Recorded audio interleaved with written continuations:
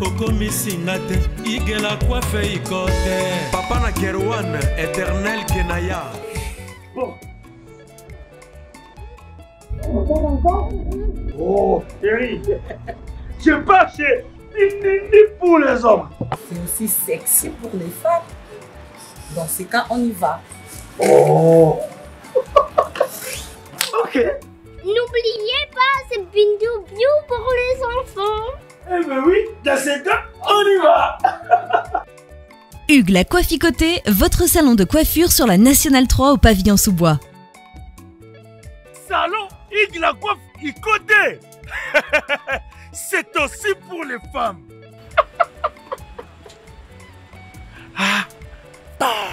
Hugues la Coifficoté, votre salon de coiffure sur la Nationale 3 au pavillon sous-bois. Ouvert tous les jours de 9h à 20h, même les jours fériés. Plus d'informations au 01 41 55 00 00 ou sur le www.huguelacoifficoté.com. Hugues la Coifficoté, l'homme qui coiffe la ville. Salon Hugues la Coifficoté, c'est vraiment sexy pour les femmes. Nous les hommes, on manque les mots. Pour les enfants, pitou-piou, il dort. Trop de niki-niki. Chikicha, chikicha, cha cha. Et moi na State, moi na Europe, moi na partout dans le monde. Opération Pesandako Valeur. Pour tous vos travaux de réparation, design ou décoration intérieure et remodélation de vos maisons, contactez Pat Art Design. Pat Art Design met à vos services décoration intérieure avec la technologie de pointe. Montage de meubles de télévision, montage de plafonds, décoration des murs, décoration de vos chambres, réparation, peinture, carreaux, bois, réparation des murs et tapis. Pour tout contact, appelez Pat Art au numéro WhatsApp ou télé +1 34 77 48 87 61 ou au +1 90 39 52 60 99. Pat Art Design avec peu de moyens. Vivez l'atmosphère paradisiaque dans vos maisons. Mbongo Ike Kaka, papa, maman, jeune, elenge, c'est Pela. Kebananda kuna yo ya États-Unis, ya Europe, et comme à lokola, Bakajoma. Na mbongo muke, penga Pat Art Design, okozala, satisfait. Ou soit, contactez Congo Promo au 774 578 75 63. Onyokwamaki, osufraki. Abus de confiance dans la famille, okokaki kotonganda côté. Et oui, voici la solution. Fini les tracasseries. Parce qu'avec des caisses construction, rêve na yo kotonganda ke kokisami. Yoka bien. Des caisses construction, entreprise moko spécialisée, expérimentée na construction ya ba immeuble, bâtiment, maison, bandako ya ndenge nyonso, okoki kotonga ngo na des caisses construction. Ata ozangi terrain, ata ozana projet ya kosomba ya kobongisa po ya koluka ndako, des caisses construction ezali spécialisée na matière wana. Olingi kobongisa immeuble na yo, olingi kobongisa ndako na yo, olingi pe kotonga ba immeuble quartier mobimba. Et sa spécialité ya D4 construction, contactez biso. Sans serveur, na D4 construction, toujours na ba architecte, na ba ingénieur, on va aller très qualifié. Qualifié koleka pour na kotongela yo ndako o ezali et kotikala immortel, inoubliable. Oh yes, yes, yes. D4 construction vous propose aussi ba service local, luminosité à ba bâtiment et éclairage public, installation de vidéos de surveillance, installation de systèmes d'alarme anti-intrusion pour véhicules et maisons. Adamu tukanayo, bakoki kotiela yo alarme moko ya suka. Oh yes, olingi talo ya pété. Car de quelle construction et ça offrir pas prix moko très abordable. Au poki ko négocier yango futaka ndambo ndambo. Oh yes, sengoteur, de quelle construction. Moi na Congo, mboke bongi, yaka de quelle construction ay ko pesa yo opportunité ya ko bongi sa avenir na yo, bokoko na yo, vieillesse na yo. De quelle construction, bambolama. L'agence d'export et d'import Michulu Atlantic Shipping. Et bana ya Canada, bana ya USA, bomitungisa lisusu te. Pour tous vos achats et ventes de voitures, pièces de rechange et les accessoires possibles. Na koti na ba koli na bino na Kinshasa, bomitungisa penza te. Please, bakoya koza koli tina ndako. Pour tout contact, benga Michel Lukadi. Plus 1 508 371 60 43 USA na Canada. Pour la Kinshasa, benga na plus 243 89 551 30 38. Michulu Atlantic Shipping. Yaboye, Bazuapi. Bana ya Dallas, bana ya États-Unis mobimba. DHL et na système ya Buka lelo, Lamba lelo. Bokota, l'air est grave. DHL, garantie assurée. Naba primoko, nanu ezalate. Tinda kolina yo na Kinshasa, tona Afrique mobimba. Livraison à domicile dans 3 jours. Samba Senga, bongo ya livraison. Bapos Kutu Ekosa et Koma Kimpiato. DHL, Omeki Okangami. DHL Salamumbongo na yo à 200%. DHL Otindi mardi, Otindi mercredi, Otindi jeudi, Otindi lisusu mukolekoya. DHL Turoyo et Nyati Bangonion surtout. Pour tout contact, benga mwana mboka Yale Financial Service. Situé sur l'adresse 2821 Brown Trail, Bedford, Texas. Pour tout contact, appelez au numéro 972 890 87 81. Service d'accueil assuré. Solution et mon ami, toujours travaille sur la DHL. Donc les alliés garantis, toujours à lundi jusqu'à vendredi, vous avez votre colis, vous passez ici, toujours dans le carton, juste l'idée sur les cartons que nous avons. 3 jours, 4 jours, et comme à Kinshasa. Et qu'on jusqu'à 10 pounds. Autant d'ici yango, prix est garanti 3 à 5 jours. Et comme yango sans problème. We're super excited to bring it to the Congolese community. We have 4 different sizes of boxes.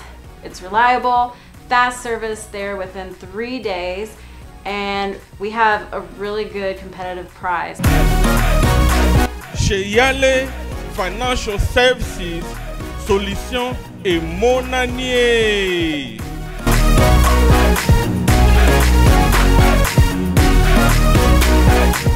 Bonjour mesdames et messieurs, merci de rester branchés sur Congo Promo Télévision. Dans cette émission Excellence, présentée par Scotty Kabalou, la justice de la presse. Comme dans cette émission, on vous a toujours dit, c'est notre devoir de vous informer, de former, mais aussi de divertir tous les abonnés de Congo Promo et les fans de cette émission Excellence. Aujourd'hui, je suis venu voir l'artiste du jour, donc mon invité du jour, lui c'est Parfum d'hiver. Parfum d'hiver, il évolue dans le groupe Wenge Musica Maison Mère de Ranson, Makanda de la Forêt. Donc, ce qui se passe, sujet d'actualité, Kalaming était, il faut formidable Bima, mais aussi on a eu une rumeur concernant la délocalisation. Il y a un groupe Wenge Musica Maison Mère na siège na Bangola Zamba, mais on est venu voir l'un des membres du groupe. Avec lui, il a reconfirmé information, on a bien rumeur, on a recadré un peu. Et je dis merci à Cédric, le professeur des élèves, c'est lui qui réalise cette émission. Je dis merci aussi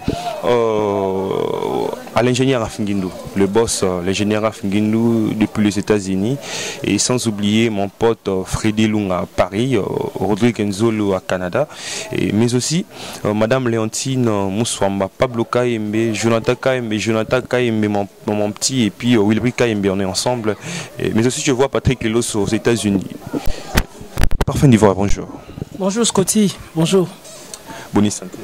Oui, tout doucement par la grâce de Dieu. On a Pessimbote le Big Boss, le roi de la forêt. Maman CDJ Masaki, Maman CDJ Mapata, ma pasteur. Je suis parti aux États-Unis, maman exaucée na Gladi. Voilà, bonjour, on a fidèle Nior sur Wenge Musica Maison Mère. Bateau tout peut aller Parfum d'hiver, les fils du roi. Les Parfums d'hiver, ça fait moi un petit moment qu'on n'a pas réalisé l'émission avec vous. Mais tu aimes bien les lots, mais tu as besoin d'éclaircissement, Mickey. Mais avant tout, formidable. D'ici le 29 a déjà formidable fait Bima. On a chanson, on a quand formidable. On habite s'il faut couper sa sentiment, couper sa peau, ça on a fan tout, il y a musique à maison, mais ça va déjà ni parce que formidable sort le 29. Ma vie était sans toi comme un nuage gris. J'étais seul souvent, mon cœur assombri. Mais depuis que j'ai connu Kenzinga dans ma vie, motema nanga comme un temple à bonheur. Angenga kande lokola minzoto holi kolo. Laki sanganzela nalanda kaya. Natambola pene na yo sans m'éloigner d'un pas. Bolingo na yo silisa souci nanga. Donc c'était une manière de sabatu, esprit donc image Yanzembo, une carte formidable.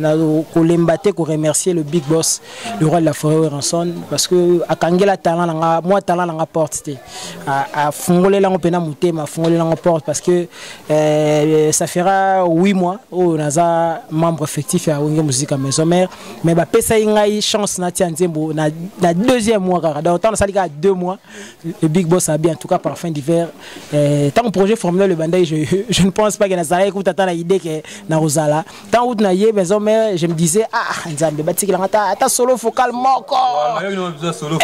Donc je me disais ça en moi. Donc ta solo vocal moko mais oh là, gloire à Dieu. Donc grâce à Dieu, merci encore na président Nangayo Ranson a fungoli muté mangana no zela solo vocal moko mais na sali na son album 4 solo vocaux et puis Nzembo Mbimba on a je sais que c'est formidable le 29 novembre. Je sais que ça tarde un tout petit peu par rapport à tant il y a public, il y a Maison Mère, mais c'est juste pour nous recadrer ma campagne bien pour que l'album vraiment écoute à place Nyon Soka Boebi Maison Mère ou Ranson alingrate ma ramener à la mouki alingrama ramnaye et à la peine ils ont peine en pleurs moroboé kaning ezala. Donc voilà yango eza fixé pour le 29 ce qui album on est bimi boyo kanzembo na ngai vraiment il y a de la matière na osinga na ce qui album est bimi après sorti album so moi to décortiquer parce que ma chanson c'est toute une dissertation donc Batupena. Le titre de la chanson c'est quoi? On a proposé 3 titres, pas le Big Boss, on a proposé 2 siècles après parce que na kati wana zolo ba ke na osenga na Nzambe na boy ko zale kuyi c'est na osenga na Nzambe même 2 siècles après a récréé sous être wana. Donc voilà parce que ce tobina tout en termes de durée de vie sur terre et vraiment rare mutako que c'est moins 200 ans na nenga ma 2 siècles est-ce que na osenga Nzambe donc 2 siècles après a récréé sous être wana pour que descendants sangai va bénéficier la bien fait naï na proposé qui 2 siècles après na proposé qui être exceptionnel parce que na zolo banakati même si j'avais voulu créer un autre homme ce qui m'a cassé on a créé mutu moko boyangai alinga sala na dimension ya mutu na yembelité c'est une métaphore pour naka ko pesa moi lengi na jango quoi. Voilà la proposition qui peut être exceptionnelle et puis Mvandu en fait Mvandu c'est le nom ou c'est les sobriquets ya mutu na yembel igenzinga.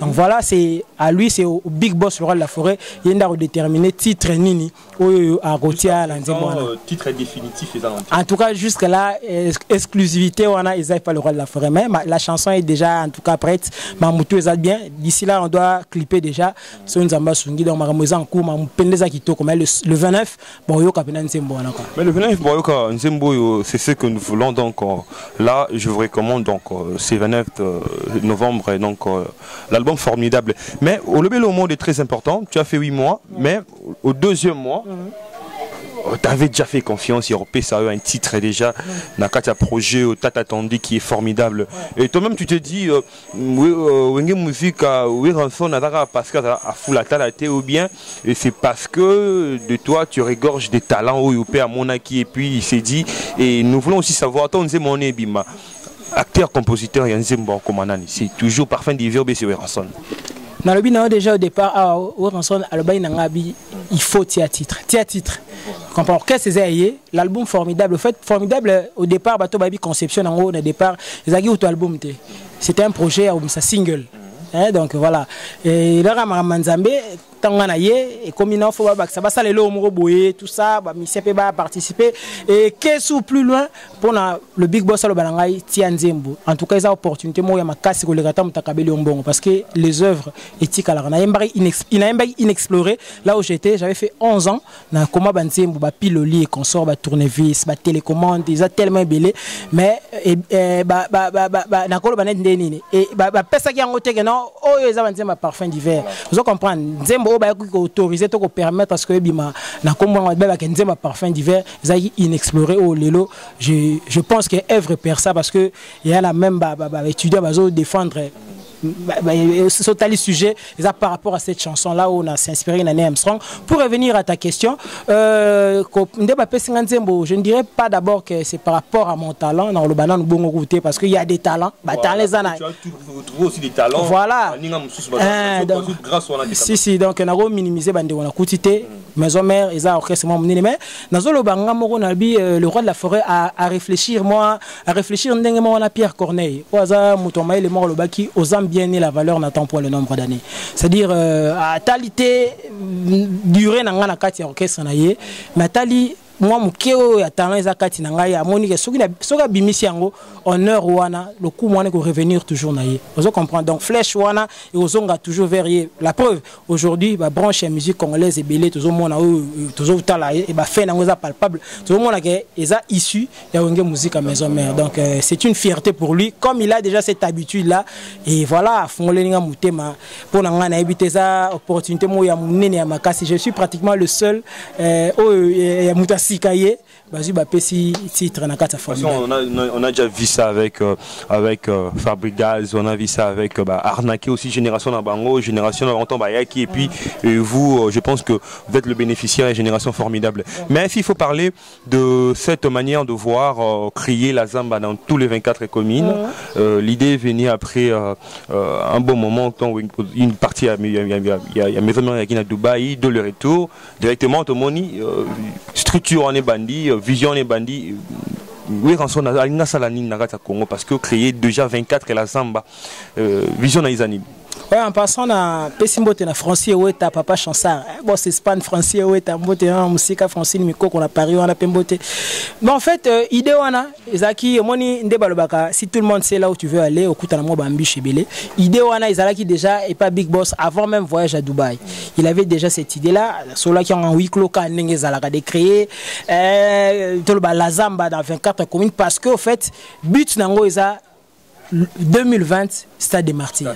On comprend donc but nango ya makasi ezaki bon alors au but Stade des Martyrs ça déjà mon mission n'est pas le roi de la forêt mais pour na robeta pe Stade des Martyrs ça le roi te mais ça nini moko ya mukete on comprend les lo mo ya munene voilà c'est pas facile puis atondi ça na ba place wana assise na kati wana pelouse et tonda ça dit pour na ko arriver na wana ya beton déjà trop il sait ce qu'il doit faire pour na to arriver wana alors azwa qui déjà idée que non il faut ceux qui to uti Dubaï toye parce que ngana kende ite na tikala ki voilà ceux qui to uti Dubaï azongi abanda sikoyo ko kende au fait vers public na ye parce que tolo ba le vérité bonge musique maison maison ba fanatique disséminés à travers le monde surtout na Kinshasa dans tous les quatre coins mais il y a de ceux là autant susu bazo autant susu chance to courage ya vers la Zamba Playa vous comprendre c'était au fait une idée et pas naie ya ce qu'on faire bango quand tu vis à Lingwala tu vis à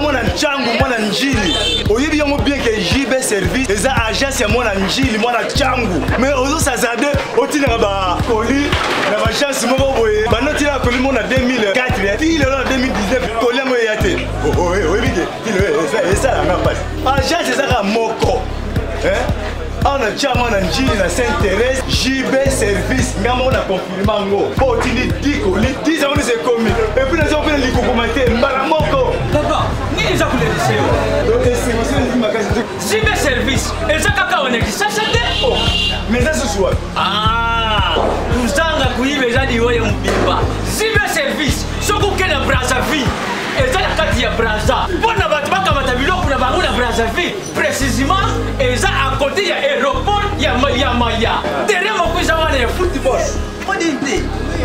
Maman dit ayenzila moko na biloko. Maman dit oui, naenzila mona biloko tokoma elobi toza a pona vino tosa musala pona vino. Aza munderite. Ngele mutu mwindo. Azali congolais lokula yo na ngai. Azali mutu mwindo me makila mundele. José Baïla yango moni jibe service. Mikolo ibabazo lubaka leka. Papa Fouadeo. Fouadeo. Mumida. Igela coiffe ikote. Papa na Kerouan, éternel Kenaya. Kanda, taba, ikote. Sensi. Nganda Taba. Fenenene. Nganda Taba. Chez Hugues la coiffe Ikote. Papa na Kerouan, éternel Kenaya. Au 174 avenue Aristide Briand, 93 320, les pavillons sous bois. À la petite porte à gauche, association Hugues Ikote.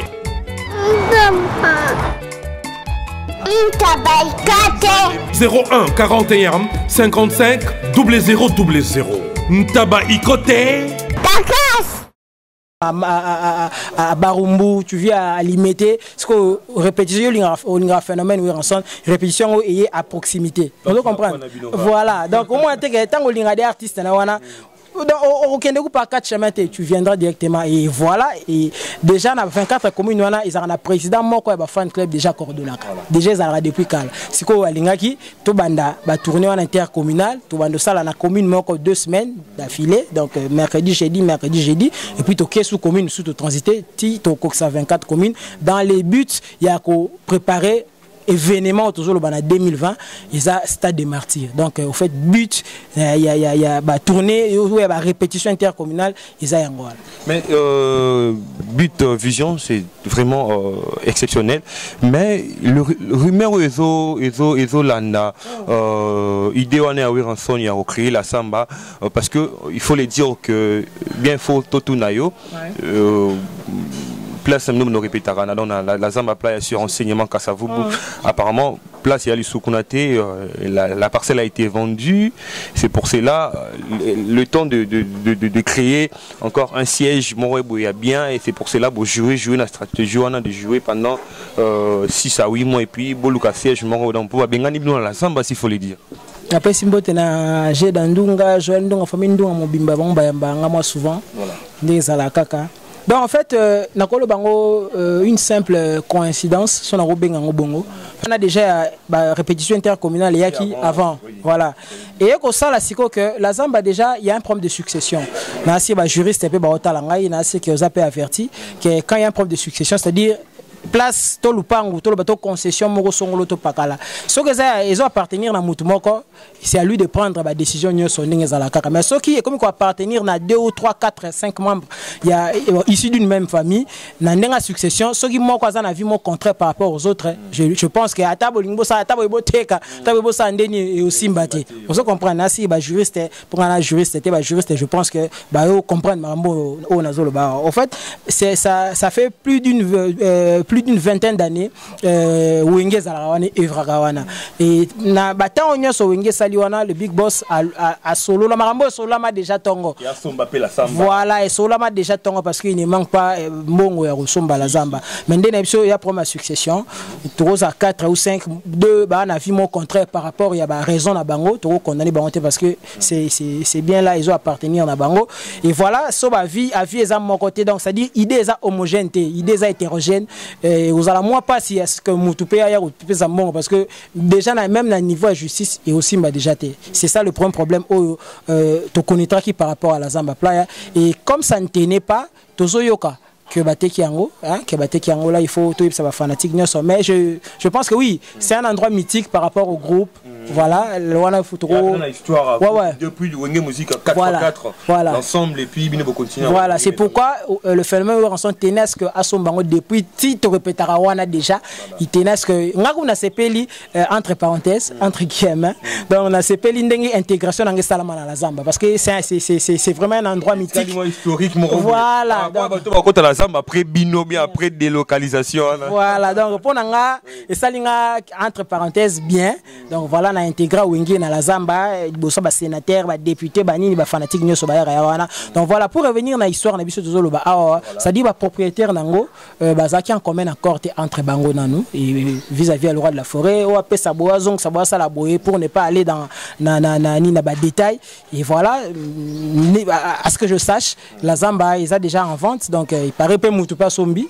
Mais c'est qu'il faut pas comprendre que oui, c'est un endroit mythique, mais il y a un autre peu de musique. Rose a peur que ça m'a boyau Tiangwana et bétipé en pleurs tant que les alocos. La temps où mes alocos ont une musique à maison merde. Voilà, c'est-à-dire, oui, quelque part, ça joue dans la pensée, mais il y a un autre tende et les alocos, ils ont des tu es fort. Ceux au salaire d'entraînement, on s'entraîne à Awa, qui est Oumeliwana, et que le bolongo, on s'entraînement ailleurs, qui est force n'a eu Kitty, ou non, au contraire, peut-être force n'a net na minute. Je peux te dire que ndenge tozo ke na ba commune ngai netinga particulièrement pour parler de moi na côté na 2 ou 3 personnes papa mi balé papa moko c'est une jeune sœur et puis en tout cas on apprécie trop l'interne yo ka bo répéter wa ndina ye na kotala yo oui ya kotala phénomène kolo wenge mais il peut kotala ngai ça linga plaisir peut-être na la Zamba zo chance wana te yakoya mais tant to komi pembeni na ye monte ke aye vers biso donc voilà.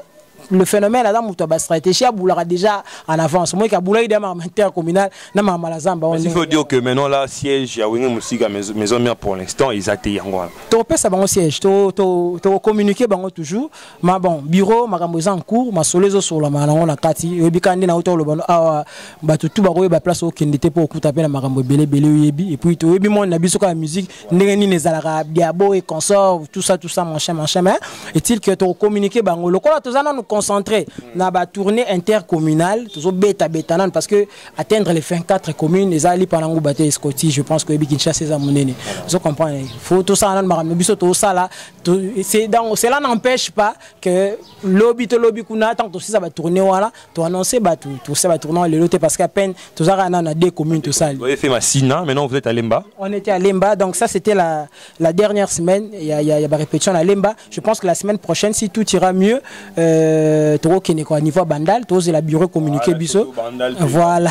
Donc tous la bureau communiqué biso. Parce qu'on imaginez faire ça dans toutes les 24 communes et ça li pendant ngubate. Donc TSI là, to communiquer bango en endroit fixe où wenge musique à maison mais ndenge ba mesana koya ba banda koya quoi. Je pense qu'on a beaucoup parlé. Nous allons essayer un peu de souffler en musique parce que nous avons réussi sur ce plateau d'excellence un musicien. Lui, c'est un chanteur, donc Aimbaka, il a sa belle voix.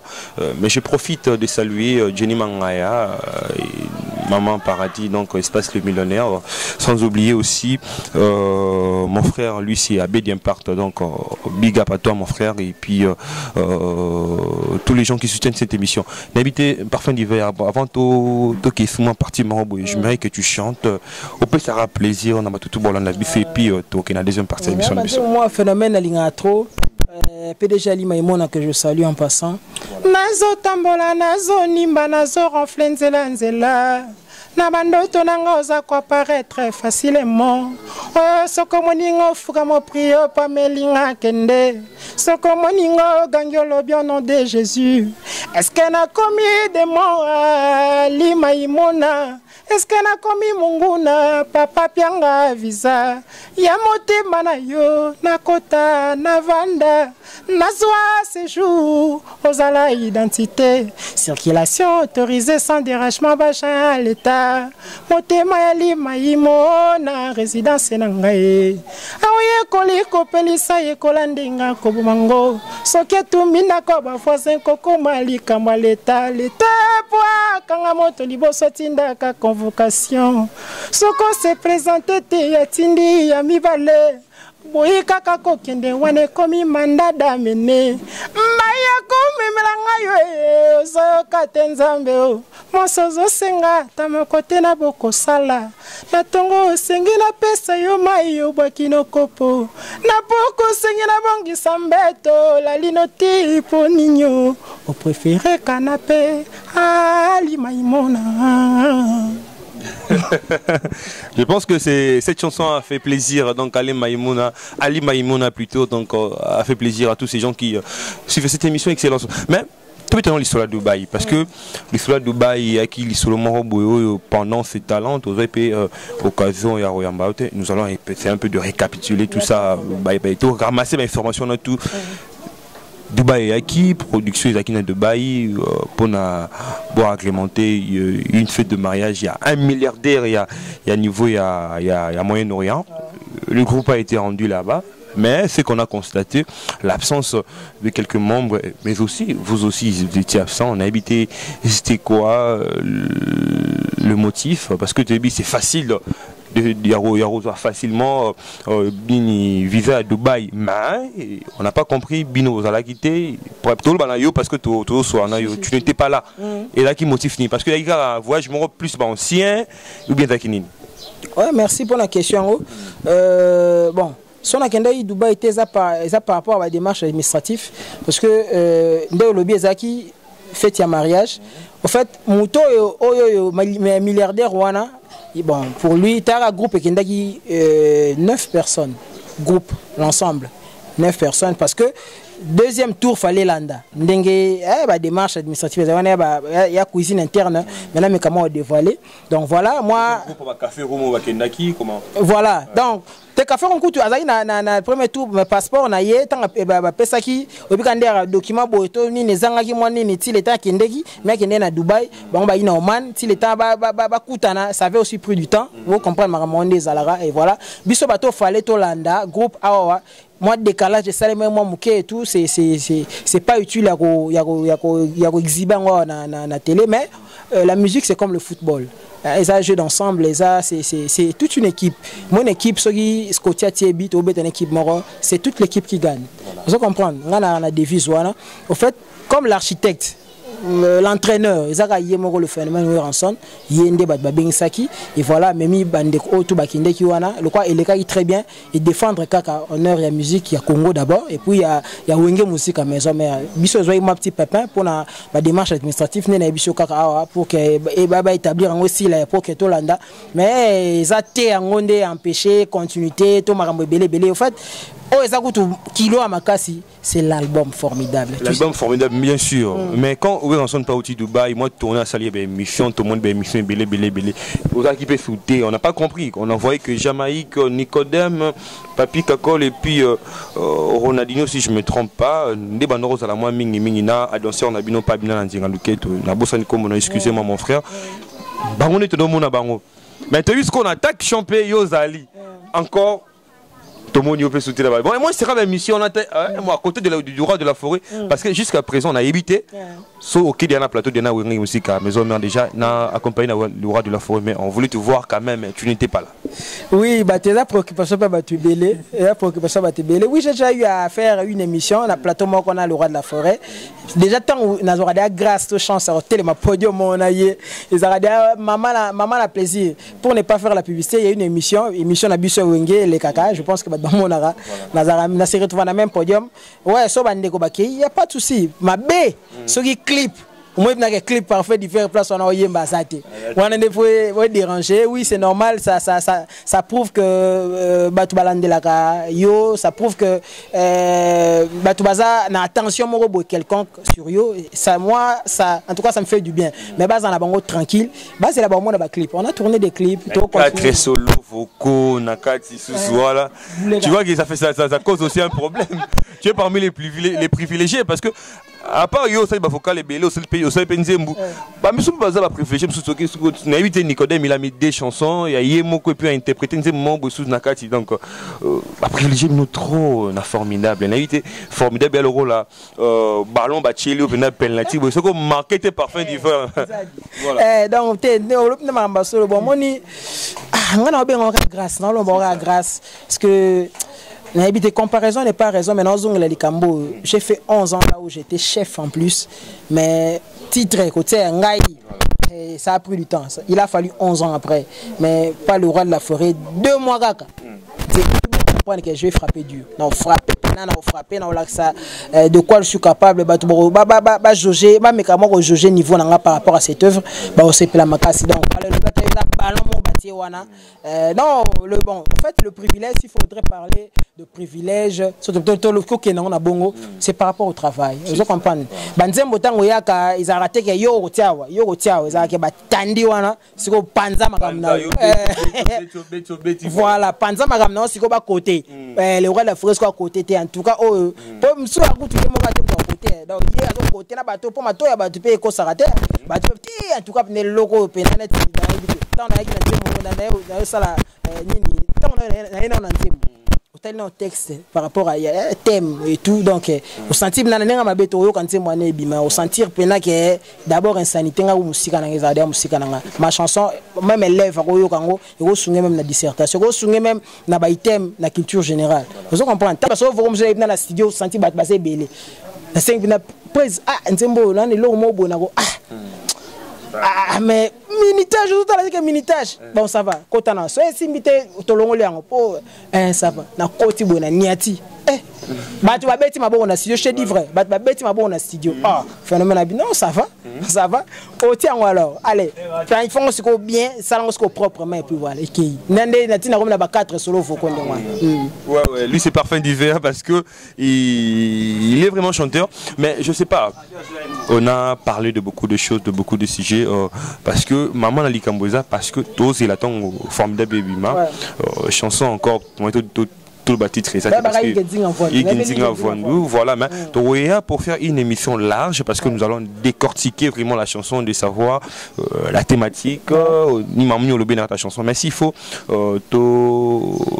aussi ces émissions un message et là au moins sous ce groupe ça d'espoir il y a bateau au pousser bango les sous-base de la formidable et puis rappelez encore votre numéro et puis pas de dédicace. Merci na pesi mbote na boss na pour moi Raf Ngindu en tout cas na pesi mbote site vraiment très suivi ba émission Scotty que tu as relobelaté dans l'excellence mais avec ta permission on lingana pesi moi quelques morceaux il y a 4 solo foko na ngawana et puis natandi na ngamamuka ndingi zalara neti na nzembo lokola machine à voter na sali ba penser comme richesse golf kizola yo tigalangai mbongo to bomata na banke bolingo monana na miso bato parfum livrae ben mukacha lembola à toute action il y a eu une réaction Nino sali Freddy ngoma poa comme aboye wanana nzimba ya machine à voter golf kizola na femme en espèce ya maman Claudine qui na sali Koboya Claudine qui no femme en espèce bakolo belela bozwina ye utana nzambe dunia safari na marian qui na boyebi sayema ataba lobi okolanda kate nzamba sala yo na rasa bangelou bon yo ka suite nango et puis na ye na nzemu mozana tombeli pichumbo on a sali Asia bolingo na simbisana ni weransone lobina zalaki na malheur lelo ebongwa ni bonheur Jani sitegile menga au pouvoir masusi ki manga pona bolingo pichumbongo tuna cherve katende jensu ka Idrissa Tondae oyo kango na okataka bandambu ndambu na ye na nzembo suya ya machine nzembo chef na super pika kola sali na kikolela soso na pongi na kanisi tango etani zoka 1h du matin lidi bakiamina bolingo poste oye betamaka na remplaçante papi kakola lendali na mama na shilo Patrick Omari parfait divere mavinga na lela mobali nanga bon yo quand on est à extrait voilà à part chanson nanga onatie pour au programme déjà formidable le 29 oyo Scotty, merci parce que toi tu puises l'information à la source. Le 29 Oyo, tu as lancé formidable la plateforme soit téléchargement quand on zalara pour télécharger nzemonanga Vandu Genzinga, on aime beli Genzinga Vandu vraiment beau c'est trop et tu as nakin a na ba tourner na biso intercommunal comme d'habitude donc pour but objectif est ça 2020 Stade des Martyrs numéro nanga déjà pour beaucoup plus de contacts 00243 89 89 44 637 00243 89 89 44 637 aussi parfum d'hiver pour la dédicace. Si mbote déjà la famille Ndunga Mobimba, j'ai Ndunga Joël et tout le monde. La moni ane bien enfin à mon ami. Dadinga le célèbre bureau mobile de la musique yo yebi. Francis ouais ta papa Chansar boss Espagne. La moni Francis ni miko quand sur le câble que Jacques Tompin États-Unis. Ba tout bolinga parfum d'hiver. Gervais Katen des sénateurs Idriss Atonda. Bien tout le courage. Massa n'a trésor qui l'ont toujours prêt pour aider les autres. Trésor qui l'ont yarané na kina mais toujours prêt pour aider les autres. Puis Adrien Mokonda na Dourba. Adrien Mokonda na Dourba. Président d'homme na Lille. Lui c'est vraiment un papa qui me soutient de loin. Président d'homme na Lille na Pessi Mbote na Paris. Yaza na Lille pardon. La France mais na Lille. Et puis na Pessi Mbote na Kem Kemous l'international na niveau à Londres quoi. Donc on sait quand même ce côté zinga tepo côté za manjar. Tout droit. Mais on vous remercie pour la disponibilité parce que c'était brusque hein, au moins tu as répondu à l'invitation. Merci en tout cas, ça me va droit au cœur, c'est une forme de considération en tout cas de ta part, merci beaucoup. Ok, quant à moi je dis merci à tous ces gens qui ont suivi cette émission. Voilà, tous ces gens qui ont suivi cette émission Excellence, on est déjà à la fin donc restez branchés sur cette chaîne, abonnez-vous massivement donc cette émission Excellence, vitesse il y a 5G, donc 5G, vitesse à 5G désormais dans cette émission. Donc je dis merci à Cédric, le professeur de l'élève, c'est lui qui a réalisé cette émission. Merci à l'ingénieur Afingindou, sans oublier mon ami Junior Tubango depuis Turquie. On a aussi Manassé Mayuku, et sans oublier aussi Steve Bonon au garçon donc la bière de Play. Et je vois aussi Jojo Idari de Best. Tous mes amis donc Libana Mboka, donc on est ensemble. Donc bon suite de programme sur Congo Promo Télévision. Au revoir.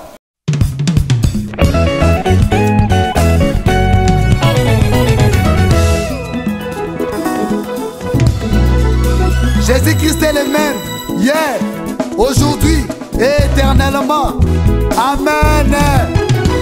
Au poussons des cris de joie, des cris de joie, poussons des cris de joie, des cris de joie, oh des acclamations, des cris de joie, oh des acclamations, des cris de joie, oh Jésus, oh, ah Jésus, oh, mon bouclier, ah Jésus, oh, c'est toi ma protection, ah Jésus, oh, mon rédempteur, Jésus, prince de paix, c'est lui qui donne la joie, des cris de joie, des cris de joie. Entendre son palais avec des cris de joie, oh des cris de joie, oh Jésus, oh, c'est toi Jehovah Jireh, c'est toi El Shaddai, c'est toi Adonai, ah Jésus, oh, c'est toi Jehovah Tsidkenu, ah Jésus, oh, tu es tout pour moi. Avec toi nous sommes plus que vainqueurs, Jésus. Là-haut, mon nom est inscrit là-haut, là-bas. Là-haut, mon nom est inscrit là-haut, là-bas. Et là-haut, mon nom est inscrit là-haut, là-bas. Là-haut, mon nom est inscrit là-haut, là-bas. Oh là-haut, mon nom est inscrit là-haut, là-bas. Là-haut, mon nom est inscrit là-haut, là-bas. Et là-haut, mon nom est inscrit là-haut, là-bas. Et là-haut, mon nom est inscrit là-haut, là-bas. Là-haut, mon nom est inscrit là-haut, là-bas. Et là-haut, mon nom est inscrit dans les livres des souvenirs. Mon nom est inscrit là-haut, là-bas. Et là-haut, mon nom est inscrit là-haut, là-bas. Là-haut, mon nom est inscrit là-haut, là-bas. Et là-haut, mon nom est inscrit. Et là-haut, là-bas. Là-haut, là-bas, Analini na kende na epai ya una bouffé zali, una mawe zali, una disero na beti, elongo na manje, toko embela ya we, una tale zali, là-haut, là-bas, là-haut, là-bas, là-haut, là-bas,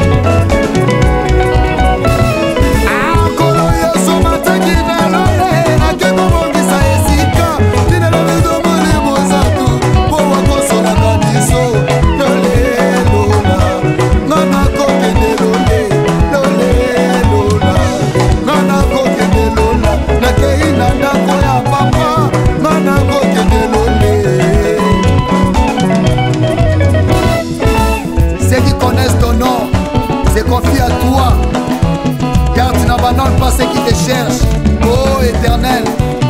Elohim, Elohim, Elohim, Masia, Elohim, Elohim, Elohim, Masia, Elohim, Elohim, Yonde Papa Lola, Elohim, Masia, Elohim, Elohim, Elohim, Masia, Amana Yemi, Yonde Papa Lola, Mana Yemi, Mana Yemi, Mana Yemi, Yonde Dame Abomo, Mana Yemi, Mana Yemi, Mana Yemi, Mana Yemi, Mana Yemi, Yonde Papa Bana Yo, Natika Bambia Sekula Yo, Elohim, Naboya Mokili Nalanda Yesu, Elohim, Anaboya Bambia Sekula Kantame, Elohim, Matenyo Songa na Losambo, Elohim, Kabafinga Batonga na Itandase, Elohim, Nakenda Bangenge Kuluka Yesu, Elohim, Nana Mataluzizi la Kuluka Tambe, Elohim, Ameke Ninyo Songa na Solution, Elohim, Kabafinga Batonga na Landa Yesu, Elohim, Yonde Papa ya Lola Tambe Alikama, Elohim, Tambolo Binini Tambe Rine. Hey, Jésus, Kolo, Adonai.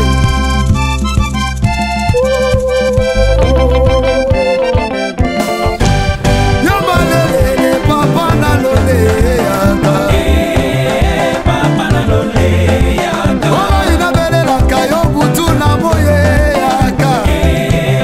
Papa na lole yanga. Oh, yabalele, likoti na moto yanga lele.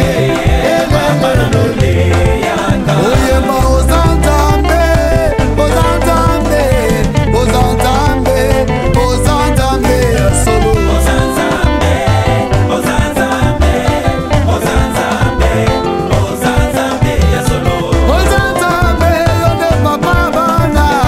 Ozantambe, ozantambe ya solo. Ozantambe, ozantambe, ozantambe, ozantambe ya solo. Ah, Yesu azali tambo yo. Amina lele. Yesu azali tambe. Amina lele. Yesu azali tambo yo. Azali tambe. Azali tambo yo. Azali tambo yo. Basorcier boyoka. Bamagicien boyoka. Baframaçon boyoka. Azali tambo yo. Namba botumboni tamba basakoli. Botumboni tamba basakoli. Botumboni tamba basakoli. Botumboni tamba basakoli ya mantoma ya tambe ya lola. Tamba matoma ya tambe ya bongo. Tamba matoma ya tamba elike wawa. Aya matoma ya tamba likama. Aya botumboni tamba basakoli. Botumboni tamba basakoli. Botumboni tamba basakoli. Botumboni aya matoma ya tambe ya lola. Lola nangaye. Afungola lola. Tomona likamwe. Afungola lola. Alola nangaye. Alola nangaye. Tomona likamwe. Afungola lola. Yawe lola lola. Yawe lola lola. Yawe lola lola. Lola nangaye. Afungola lola. Tomona likamwe. Tambero ya lola. Yawe lola lola. Yawe lola lola. Yawe lola lola. Yawe lola lola. Lola nangaye. Afungola lola.